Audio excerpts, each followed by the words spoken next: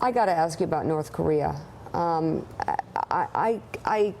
Is there any possibility that the president's language and approach to the leader of North Korea is in step with members of the Armed Services Committee and also his foreign policy team? What we know is that we have to do something about the situation that is evolving. We hear you. We understand Okay. sanctions, everything else that is happening. But I'm talking about his language, the way he is goading the leader of North Korea in the words that he is using. Separate out his actions from the discussion that he's having right now that is for the American public. The discussions that he has right now is just as if he was sitting at a coffee clutch talking to folks around him. Take a look at his actions and what he's actually doing. Those are what we're going to be following. That's what we're following within Armed Services. We're talking about the fact that finally we've got some real serious discussions about economic sanctions, not just around the peripheral, but going after the banks that are actually doing business in North Korea. China has a problem with North Korea as well, and they recognize it. Corruption within their provinces around North Korea is based upon the fact that North Korea is doing things that China doesn't want happening in their own country. I'm talking about the way the president is speaking about the leader of North Korea. It sounds goading, taunting, childlike. Are you at all concerned about it? Is it at all in step with the Armed Services Committee or the Foreign Policy Team? Does this seem to be a good approach to you? We'll let the president speak for himself in the direction he's going. Is it the language that I would use? No.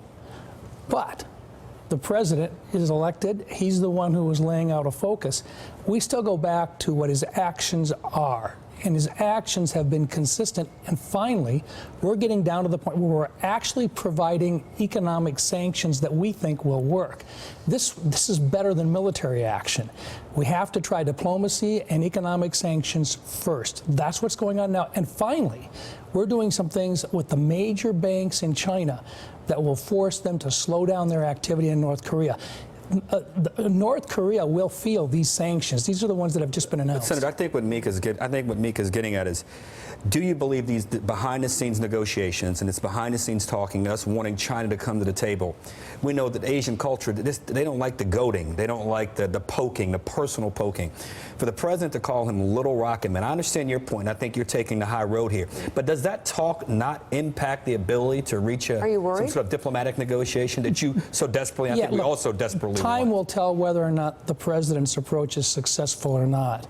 As we've discussed time and again, it's the actions that North Korea sees, their bottom line in terms of their policies, their economic development opportunities, their survival capabilities are based upon other people supporting and subsidizing them, including China, including Russia. That means imports of fuels. It means accepting exports from North Korea and so forth. Those are the critical issues right now.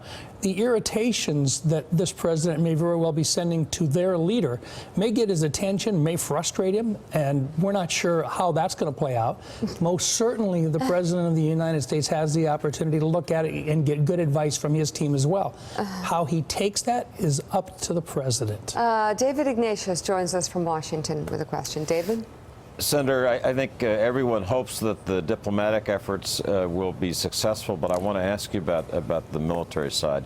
You're a member of the Armed Services Committee. There's a lot of talk among defense analysts about the need for a crash program to develop what are described as boost phase interceptors that could take out North Korean missiles in the first 2 minutes of their launch.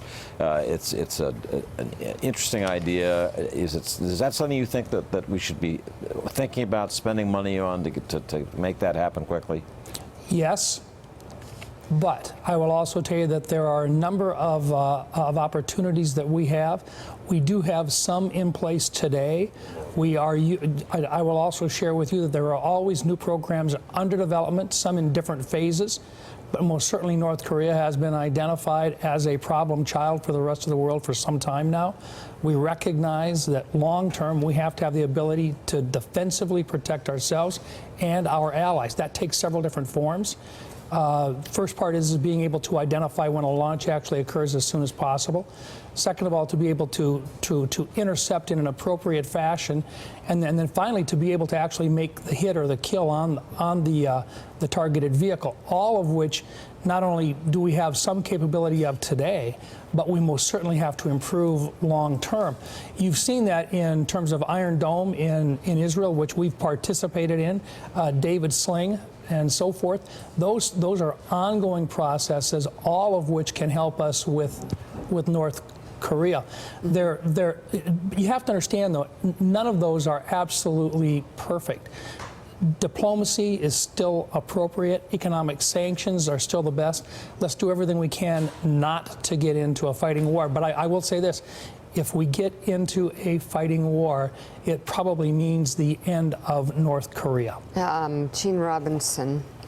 Senator, just to switch the subject to health care for a second, what are the financial implications for South Dakota? What's the dollar implications of this latest health care bill? How many people will lose insurance in your state?